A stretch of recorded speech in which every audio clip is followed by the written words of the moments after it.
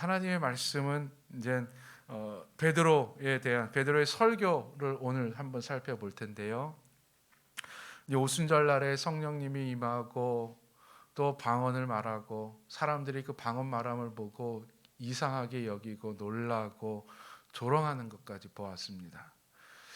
방언의 현상을 하나님의 성령의 현상을 사람들이 이해를 하지 못하고 자기 나름대로 해석을 하고 조롱을 하고 판단을 합니다. 하나님의 역사에 대해서 하나님의 영이 아니고는 제대로 해석할 수가 없지요. 어떻게 해석하더라도 하나님의 뜻을 알 수가 없지요. 거기에 대해서 이제 베드로가 일어나서 이야기하는데요. 우리 14절, 15절에 있는 말씀 우리 함께 읽도록 하겠습니다. 베드로가 11 사도와 함께 서서 소리를 높여 이르되 유대인들과 예루살렘에 사는 모든 사람들아 이 일을 너희로 알게 할 것이니 내 말에 귀를 기울여라. 때가 제3시니 너희 생각과 같이 이 사람들이 취한 것이 아니라. 아멘. 우리가 여기서 주목해야 봐야 될 단어는 14절에 나와 있는 베드로가 11 사도와 함께 서서입니다. 서서.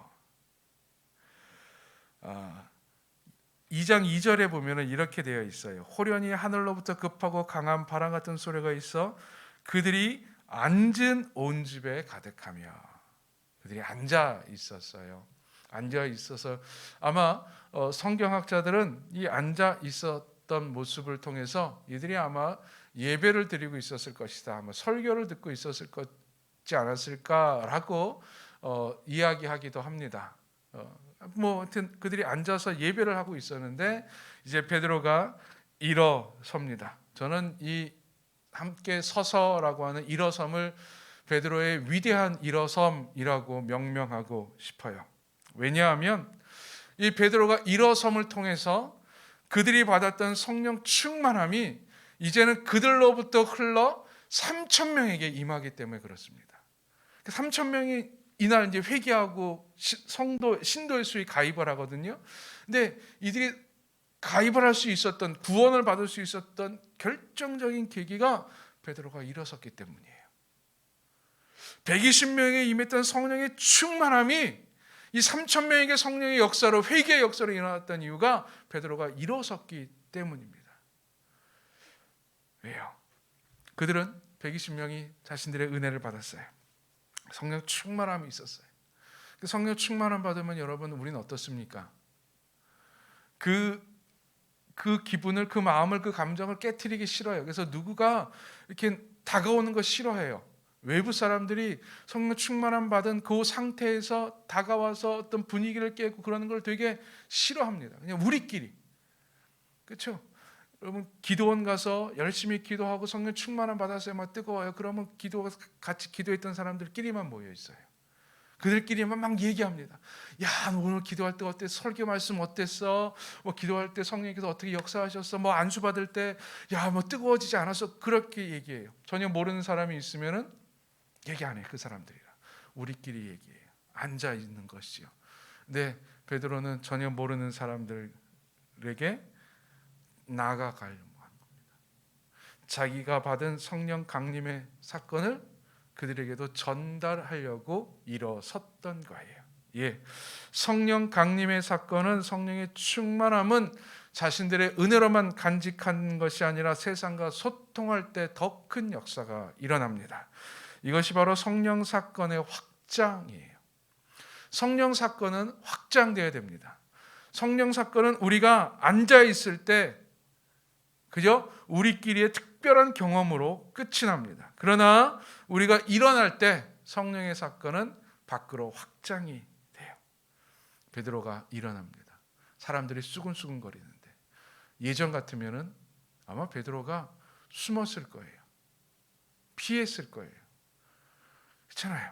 예수님께서 신문 당하셨을 때에 그 사람 모닥불에 같이 앉아있었던 사람들이 너 저 예수의 제자 아니냐, 같은 잔당 아니냐 그럴 때 베드로는 피했어요.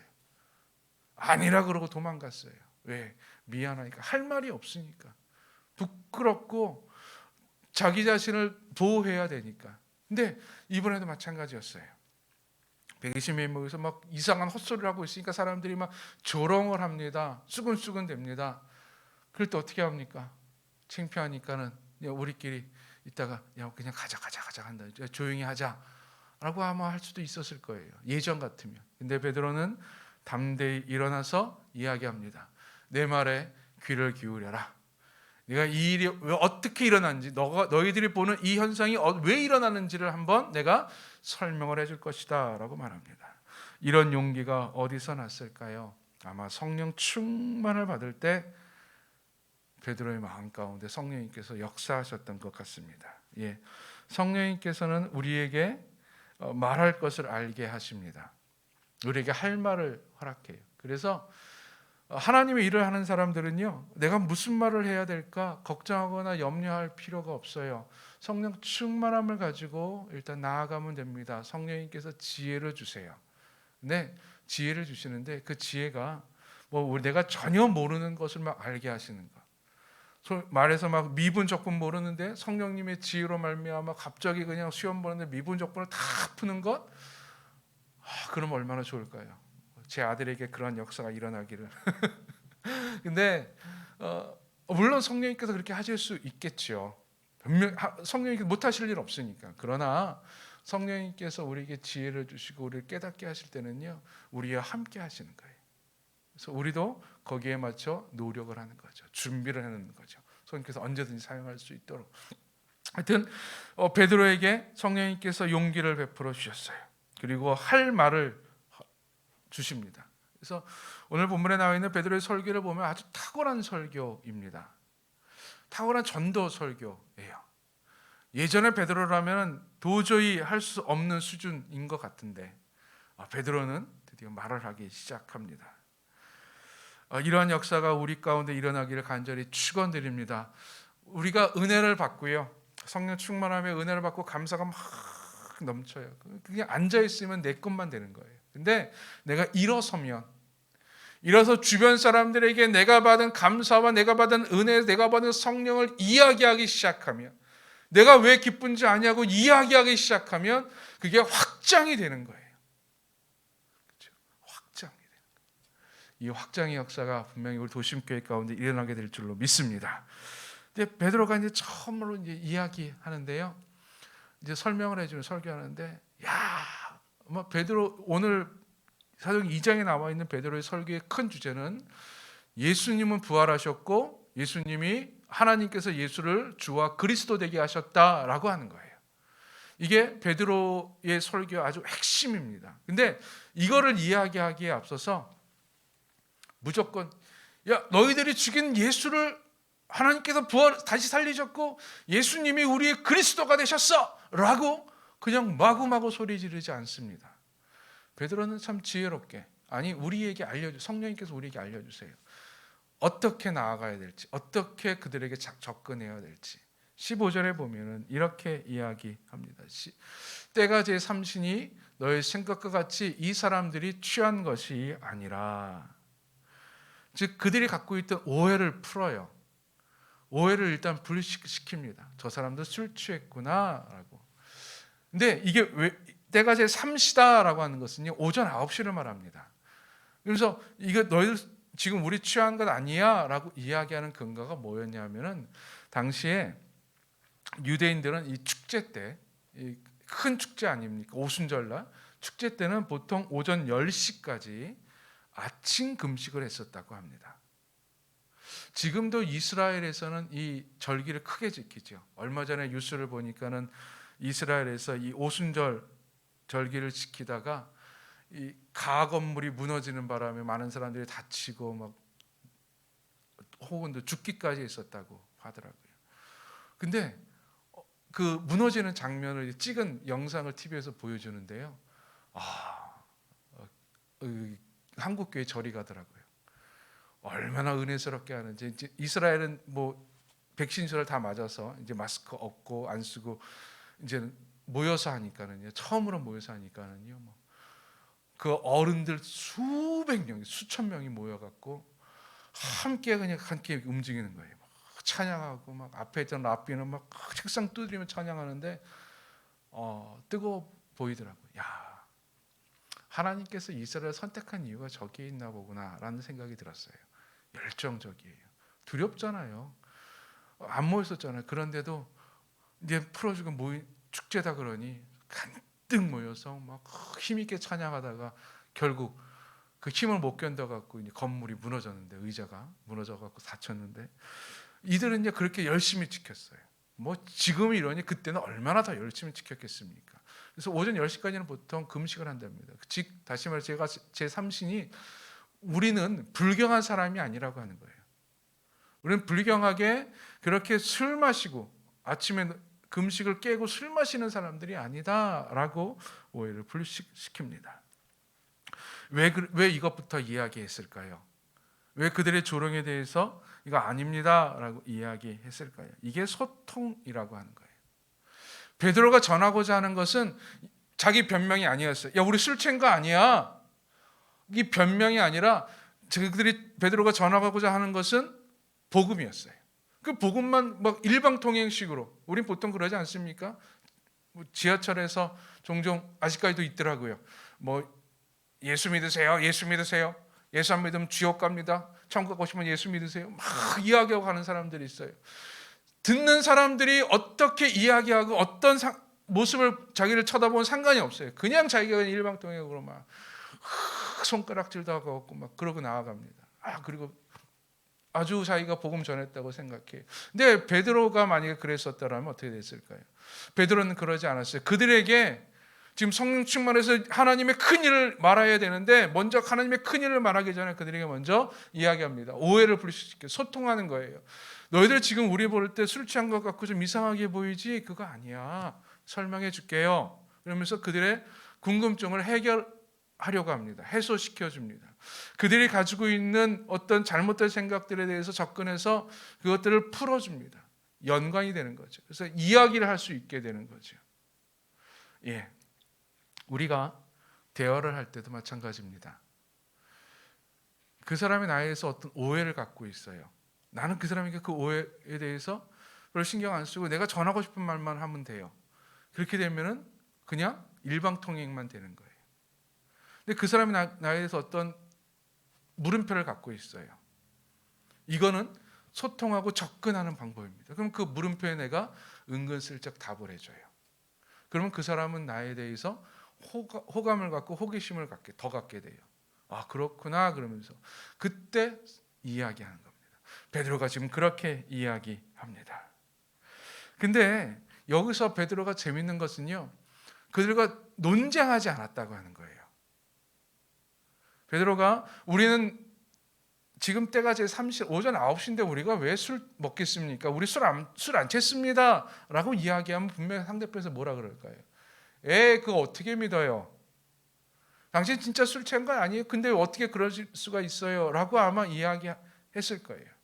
근데 베드로는 거기에 대해서 뭐 왈가왈부하지 않았어요. 야, 그게 뭐 이런 겁니다 저런 겁니다 논쟁을 삼지 않고 그들의 오해에 대해서 풀어주면서 우리는 경건한 사람입니다 라고 표현하면서 이거를 해석을 해줘요. 지금 이 현상이 어떤 현상인지를 이야기해 주는데 우리 16절부터 21절까지에 있는 말씀 우리 함께 한 목소리를 읽도록 하겠습니다. 이는 곧 선지자 요엘을 통하여 말씀하신 것이니 일러스되 하나님이 말씀하시기를 말세에 내가 내 영을 모든 육체에 부어주리니 너희의 자녀들은 예언할 것이요 너희의 젊은이들은 환상을 보고 너희의 늙은이들은 꿈을 꾸리라. 그때에 내가 내 영을 내 남종과 여종들에게 부어주리니 그들이 예언할 것이요 또 내가 위로 하늘에서는 기사를 아래로 땅에서는 징조를 베풀리니 곧 피와 불과 연기로다. 주의 크고 영화로운 날이 이르기 전에 해가 변하여 어두워지고 달이 변하여 피가 되리니 누구든지 주의 이름을 부르는 자는 구원을 받으리라 하였느니라. 아멘. 베드로는 지금 이 성령 강림의 사건을 요엘 선지자를 통해서 이야기합니다. 이거는 요엘 선지자가 너희가 잘 아는 요엘 선지자가 예언한 그 남종과 여종에게 하나님의 영을 부어주시는 젊은이들에게 하나님의 영을 꿈을 꾸게 하는 그러한 역사가 지금 성취되는 사건입니다 라고 이야기해요. 지금 예루살렘에 모여있던 이 유대인들과 모여있는 사람들은요, 경건한 유대인들이었어요. 절기를 지키고 50일 동안 예루살렘을 떠나지 않았던 자들이었어요. 그러니 하나님의 말씀 얼마나 사모하고 하나님의 말씀을 얼마나 귀히 여기겠습니까? 베드로는 알고 있었어요. 이들이 하나님의 말씀을 사모하는 자들, 하나님을 잘 아는 자들이라고. 그래서 하나님의 말씀으로 풀어줍니다. 만약에 베드로가 이거는 예수님께서 승천하시기 전에 우리에게 약속하여 주신 것인데, 사도행전 1장에 나와 있는 그 약속이 지금 성취된 겁니다 라고 이야기하면 이들이 이해했을까요? 아마 이해 못했을 거예요. 예수가 왜 그런 얘기, 무슨 예수가 승천을 하고 뭘 어떻게 해? 아마 더 힘들었을 거예요. 근데 이들이 알고 있는 성경을 통해서 성경에 옛날 요엘 선지자가 이런 하나님의 영이 우리에게 부어질 거라고 예언하지 않았습니까? 그 예언이 지금 성취된 것입니다 라고 이야기합니다. 그리고 이것은 요엘 선지자는 이 예언은요, 말세에 일어날 일이에요. 말세에 일어난 일, 즉 구원의 역사 때에 일어날 일이라고 하는 거예요. 하나님의 구원의 때에 일어날 일. 이 말은 베드로가 지금 이 성령 강림 사건을 말세로 해석하고 있었다고 하는 거예요. 이 말세는 단순히 마지막 때, 하나님의 심판의 때가 아니라 구원의 때를 말합니다. 21절에 누구든지 주의 이름을 부르는 자는 구원을 받으리라. 베드로가 놀라워요. 성령 강림 사건을 구원의 때로 해석을 한 거예요. 지금 구원의 역사가 일어나는 때입니다. 하나님께서 우리에게 약속하여 주신 것을 이루어 주시고 구원의 역사가 일어나는 때입니다 라고 지금 이야기하면서 설교를 합니다. 그래서 베드로가 설교를 할 수 있었던 거예요. 그들에게 전도를 할 수 있었던 거예요. 만약에 이거를 베드로가 구원의 때라고 여기지 아니하고 오직 예수님께서 우리에게 약속하여 주신 것만 이루어지는 아주 소극적으로만 바라봤었더라면 아까 말씀대로 일어서지 않아요. 앉아 있어요. 왜? 우리에게 약속하여 주신 거잖아요. 그 약속 우리가 받았잖아요. 이제 우린 받으면 끝이에요. 근데 이것이 단순히 예수님께서 약속하여 주신 것뿐만이 아니라 하나님께서 요엘을 통해서 예언하셨던 말세의 징조구나. 구원의 역사구나. 이 구원의 역사는 어떤 겁니까? 주의 이름을 부르는 자는 누구든지 구원을 받으리라. 받게 해야지요. 부르게 해야지요. 그러니 베드로가 일어설 수밖에 없었지요. 크게 외칠 수밖에 없었지요. 또 하나, 여기서 베드로가 갖고 있었던, 성령 충만함 받는 자들이 갖고 있었던 당당함입니다. 지금 나에게 일어난 일은 하나님의 큰 일입니다. 예언의 성취입니다. 보세요. 사람들은 막 손가락질하고 저 술 취했어, 저 사람들 왜 저래 하고 비웃고 있는데 지금 이 일은 하나님의 큰 일입니다 라고 지금 선포하고 있는 거예요. 당당하게. 여러분, 하나님의 일에 대해서 이런 당당함을 가질 수 있기를 간절히 축원드립니다. 나에게 일어난 하나님의 큰 은혜의 사건에 대해서 담대하게 선포하고 이야기할 수 있기를 간절히 축원드립니다. 그럴 때 담대하게 베드로처럼 이야기할 수 있었던 거예요. 베드로가 복음을 전할 때 먼저 그들에게 다가갔어요. 그래서 그들과 소통했습니다. 그들의 오해를 풀어주고 그들의 마음의 문을 좀 열어줬어요. 그들에게 접근했죠. 베드로가 성경을 이야기하니 이 사람들이 거기에 귀를 기울이게 되는 거예요. 우리도 복음을 전할 때 이런 지혜가 있었으면 얼마나 좋을까요? 이런 지혜로 그들에게 그들의 궁금증을 가서 이야기해 줄 수 있다면, 그들과 소통할 수 있다면 얼마나 행복하고 얼마나 좋을까. 분명히 성령님께서 우리에게 그런 지혜 주실 줄로 믿습니다. 그리고 나서 이제 베드로가 이제 본격적으로 이제 예수를 증거를 합니다. 예수를 이야기하는데요. 그냥 무조건 예수를 이야기하지 않고요. 먼저 그들이 알고 있는 예수에 대해서 접근을 합니다. 우리 22절, 23절에 있는 말씀 우리 함께 읽도록 하겠습니다. 이스라엘 사람들아, 이 말을 들으라. 너희도 아는 바와 같이 하나님께서 나사렛 예수로 큰 권능과 기사와 표적을 너희 가운데서 베푸사 너희 앞에서 그를 증언하셨느니라. 그가 하나님께서 정하신 뜻과 미리 아신 대로 내준 바 되었거늘 너희가 법 없는 자들의 손을 빌려 못 박아 죽였으나. 아멘. 먼저 그들이 알고 있었던 예수에 대해서 설명을 해줘. 너희들도 다 아는 바와 같이 나사렛 예수가 큰 권능과 기적과 표적을 너희들 앞에서 베풀지 않았느냐? 이것은 하나님께서 나사렛 예수를 증언하신 것이다. 즉 예수님의 그 기적은, 그 표적은 하나님이 하신 것이라고 하는 거예요. 이 말을 좀 더 깊이 들어가면 예수님이 곧 하나님이라고 하는 의미죠. 하나님께서 나사렛 예수를 통해서 그런 기적을 행하셨다. 그리고 너희가 아는 바와 같이 그 십자가에서 너희가 죽였다. 외면하지 않아요. 지금 그들은요, 유월절도 함께 있었던 자들이었기 때문에 유월절 당시에 예수를 십자가에 못 박으러 외쳤던 자들이 아마 그 중에 있었을 거예요. 근데 베드로가 거기에 있어서 아니야 괜찮아, 상관없어라고 말하지 않아요. 너희가 죽였다. 너희가 법 없는 자들의 손을 빌려 못 박아 죽였다. 죄를 확실하게 이야기합니다. 잘못을 확실하게 꼬집습니다. 그럴 때 회개가 일어나는 거예요. 그럴 때 찔림을 받는 거예요. 그냥 좋은 게 좋은 것이라고 설렁설렁 넘어가지 않습니다. 복음은 확실하게 우리의 잘못을 꾸짖습니다. 우리의 죄악을 드러냅니다. 그리고 이야기하죠. 예수님께서 부활하셨는데 이 부활의 증인을 24절에 보면은 하나님께서 그를 사망의 고통에서 풀어 살리셨으니 이는 그가 사망에 매여 있을 수 없었음이라. 먼저 하나님께서 그를 죽음에서 다시 살리셨다라고 말합니다. 예수의 부활은 하나님의 능력이다. 하나님께서 하신 일이다. 이들이 꼼짝 못하게 하는 거예요. 지금 이 유대인들에게 있어서 하나님에 대한 절대적 신앙이 있습니다. 여호와 신앙. 근데 그들은 예수의 부활을 의심했어요. 예수의 부활을 저거는 잘못된 소문이야 라고 생각도 했었어요. 근데 베드로가 말합니다. 하나님께서 예수를 부활시키셨어. 하나님이 하신 일이야. 예수의 부활이. 그들이 고개를 돌립니다. 그냥 헛소문이 아니라 그게 예수의 부활이 하나님이 하신 일이라고 듣기 시작해요. 첫 번째 그 하나님께서 그 증인이라고 이야기하는 거죠. 예수의 부활의 증인이다. 두 번째 증인을 내놓는데요. 이게 바로 다윗입니다. 우리 25절부터 28절에 다윗을 증인으로 이야기하면서 다윗의 시편을 이야기합니다. 우리 함께 읽도록 하겠습니다. 다윗이 그를 가리켜 이르되 내가 항상 내 앞에 계신 주를 배웠으며 나로 요동하지 않게 하기 위하여 그가 내 우편에 계시도다.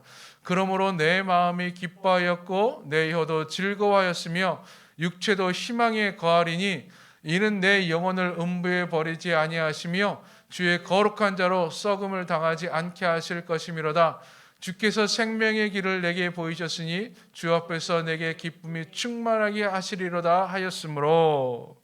사람들은 이 다윗의 이 시편을 다윗 자신의 이야기로 생각을 했어요. 하나님께서 다윗의 영혼을 음부에 버리지 아니하시고 거룩한 자로 썩지 않게 하실 것이다. 주의 거룩한 자, 이건 다윗이야. 다윗왕이야. 다윗왕이 이렇게 위대해 라고 생각을 했어요. 근데 거기서 베드로가 이렇게 얘기합니다. 29절에 함께 읽습니다. 형제들아, 내가 조상 다윗에 대하여 담대히 말할 수 있노니 다윗이 죽어 장사되어 그 묘가 오늘까지 우리 중에 있도다. 아멘. 거룩한 자가 썩지 않는다 할 때 그 거룩한 자가 다윗이 아니라고 하는 거예요. 다윗은 죽어서 지금 그 묘가 지금 우리 중에 있는데 그럼 그 거룩한 자가 누구냐? 바로 그리스도다라고 말합니다. 그러면서 30절, 31절에 이렇게 이야기합니다. 우리 함께 읽습니다. 그는 선지자라 하나님이 이미 맹세하사 그 자손 중에서 한 사람을 그 위에 앉게 하리라 하심을 알고 미리 본 거로 그리스도의 부활을 말하되 그가 음부에 버림이 되지 않고 그의 육신이 썩음을 당하지 아니하시리라 하더니. 아멘. 다윗이 예수의 부활의 증인이 되었다고 하는 거예요. 미리 선지자로서 그리스도의 부활에 대해서 이미 증언하고 있다라고 말합니다. 그리고 32절에 이렇게 말합니다. 우리 함께 읽습니다. 이 예수를 하나님이 살리신지라 우리가 다 이 일의 증인이로다. 아멘. 이스라엘 사람들은요, 재판에서 어떤 일에 어떤 사건의 사실을 이야기할 때 증인이 두세 사람의 증인이 필요했었습니다. 즉 예수의 부활에 대해서 베드로가 예수의 부활이 진실인 것을 이야기하면서 증인 셋을 대요. 하나님이 하셨고 다윗이 증인이고 우리도 증인이다.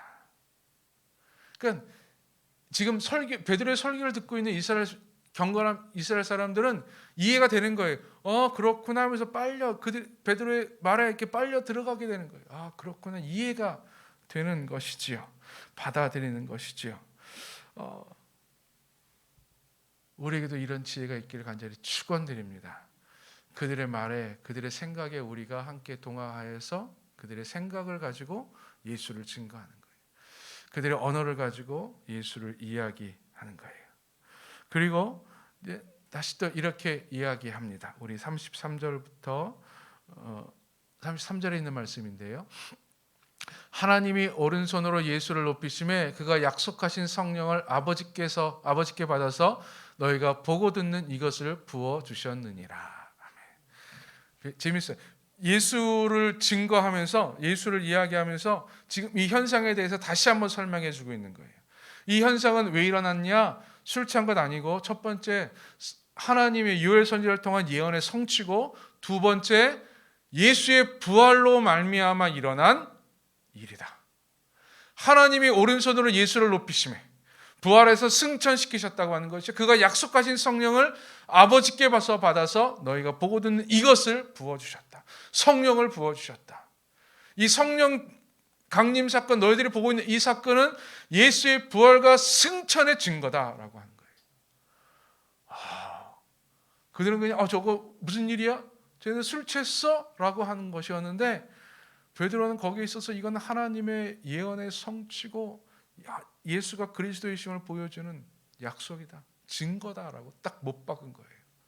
현상에 대해서 빼도 박도 못하게 하는 것이죠. 그리고 다시 한번 말씀으로 그들을 다시 한번 잡습니다. 우리 34절 35절에 있는 말씀입니다. 함께 읽습니다. 다윗은 하늘로 올라가지 못하였으나 친히 말하여 이르되 주께서 내 주에게 말씀하시기를 내가 내 원수로 내 발등상이 되게 하기까지 너는 내 우편에 앉아 있으라 하셨도다 하였으니. 아멘. 사람들은 이 본문도, 이거 다윗의 시편인데요, 이것도 하나님께서 다윗의 원수를 다 멸하기까지 하나님께서 다윗을 하나님의 오른편에 앉게 하셨다라고 생각을 했었어요. 근데 이야기하는 거예요. 다윗은 하늘로 올라가지 못했다. 하나님 우편에 앉아있지는 못했다고 하는 거예요. 그거 아니라, 다윗 아니라고 하는 거예요. 그럼 누굽니까? 예수 그리스도라고 하는 거예요. 그들이 알고 있는 성경을 가지고 잘못된 이해를 고쳐주는 거예요. 즉 그들이 다 다윗이라고 생각했던 주에 대해서 그 주가 다윗이 아니라 예수라고 하는 거죠. 다시 한번 이야기해 주는. 그러니까 그들은 성경에 대해서는 절대적이었고 하나님의 말씀을 연구하는 자들이었으니, 사모하는 자들이었으니, 이 다윗의 베드로의 이 말에, 이 설교에 쏙 들어가는 거예요. 받아지고 이해가 되는 거지. 그렇구나. 다 맞아. 다윗은 죽었어. 묘가 지금 우리한테 있어. 다윗은 하늘로 올라가지 못했었지. 맞아. 다윗은 선지자였어. 하나님 말씀을 대언하는 자였으니, 그러니 분명히 미래를 보았을 거고 그리스도를 보았을 거예요. 메시아를 보았을 거예요. 그 메시아가 바로 예수구나. 예수 때문에, 예수가 부활에 승천했기 때문에 지금 우리가 보고 있는 이 현상이 일어난 거구나. 이해시키는 거죠. 결론을 이야기합니다. 36절에 있는 말씀 우리 함께 읽도록 하겠습니다. 그런즉 이스라엘 온 집은 확실히 알지니 너희가 십자가에 못 박은 이 예수를 하나님이 주와 그리스도가 되게 하셨느니라 하니라. 아멘. 이게 결론이에요. 너희는 확실히 알아라. 너희가 십자가에 못 박은, 너희가 죽인 이 예수를 하나님이 주와 그리스도가 되게 하셨다. 즉 너희의 그 행위는 하나님과 반하는 행위, 하나님의 반대로 나가는 행위였다라고 이야기하면서 예수가 주와 그리스도가 되었다라고 말합니다. 이 베드로의 설교의 주요 시사점이 있는데요. 첫 번째로는 이 메시지의 명확성입니다. 예수의 부활과 그리스도 되심입니다. 즉 당시로서는 이건 금기시되던 거였어요. 예수의 부활 함부로 말할 수 없는 거였어요. 왜? 적대자들은 당시의 세력가들이었어요. 예수가 부활했다고 하는 것은 자신들의 패배했다고 하는 것을 증명하는 거기 때문에 예수의 부활을 극도로 막았었습니다. 그 소문을 내는 것을 막았었고 다른 소문을 내게 했었죠. 근데 베드로는 담대히 말합니다. 예수가 부활했고 한 발 더 나아갑니다. 예수가 메시아다, 그리스도다라고 선포합니다. 담대히 선포한 거죠. 우리의 전도의 메시지도 우리의 삶의 메시지도 여기에 맞춰져 있어야 합니다. 예수의 그리스도 되심. 우리가 전하는 것은 다른 거 없어요. 예수가 우리의 구원자이심을 선포하는 겁니다. 힘들어하고 고통스러워 있는 자들에게, 소망이 없는 자들에게 예수가 너의 그리스도가 되어서 너에게 소망을 주실 것이고 너에게 생명을 주실 것이라고 하는 것을 이야기하는 거예요. 다른 우리가 하는 모든 것들이 다 이것의 증언이 되어야 되는 거예요. 우리의 섬김도 이것을 전해야 되는 것입니다. 예수가 그리스도이심을 전해야 됩니다. 교육도 마찬가지입니다. 교육을 통해서 그들이 똑똑해지고 삶이 나아지는 것을 원하는 것이 아니라 예수가 그리스도 되심을 이야기하는 거예요. 어떤 사람들은 이렇게 얘기해요. 구원이라고 하는 것은 삶이 더 나아지는 것을 말한다. 전인적 구원, 비참한 인생에서 좀 인간다운 삶으로의 변화를 이야기합니다. 그래서 우리가 그들을 구원시키는 것인데, 그래서 교육을 통해서, 어떤 훈련을 통해서, 어떤 도와줌을 통해서 그들이 인간답게 살아가게 하는 것이 구원이다라고 말해요. 여러분, 구원은 우리가 주는 것이 아니에요. 구원은 우리가 만들어 나가는 것이 아니라 예수님이 주시는 겁니다. 예수님께서 구원자지 내가 구원자가 아니에요.